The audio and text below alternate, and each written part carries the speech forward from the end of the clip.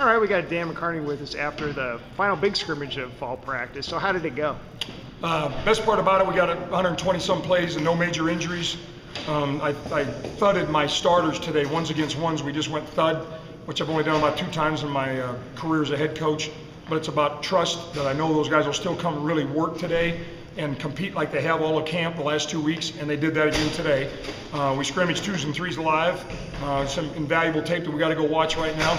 And then we got decisions to make because we still have 2 weeks, but we're not going to wait until Thursday before Idaho comes to town to figure out who can play and who can't. So this is a real important evaluation. It will be the last live scrimmage we'll have. We'll start getting into some Idaho on Monday and Tuesday this week.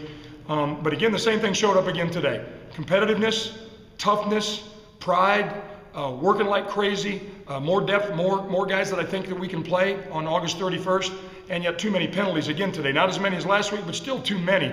We got to get it fixed as coaches and players before we play our first game. Talk a little bit about your quarterback situation going in. It's been kind of the topic of discussion here for the last couple of weeks. Yeah, I want to watch the tape. I thought Derek Thompson was really sharp today. I think his best day since we've started. He's had some real good days. He's had some real average days. But I thought he really did a nice job. All those guys made some plays. It's going to be exciting and fun to go watch the tape, see where this whole thing ends up from a depth chart standpoint, because I see all 4 of those quarterbacks doing some real positive things. And none of them want to watch. They all want to play. They all want to be number 1. But you can only run one guy out there, one quarterback, on the first series against Idaho. And I think probably after today it looks like it could be Derek Thompson. So you're pretty set on Derek at this point, or you still got to go evaluate it? Yeah, I mean, we're going to go watch the tape and grade it, but I thought just standing out there watching it today that his body of work in today's scrimmage was real strong and did a real good job. We're going to go grade it. We'll go watch it. That's why sometimes you have a feeling in your gut, and sometimes you might be a little bit wrong when you watch that tape.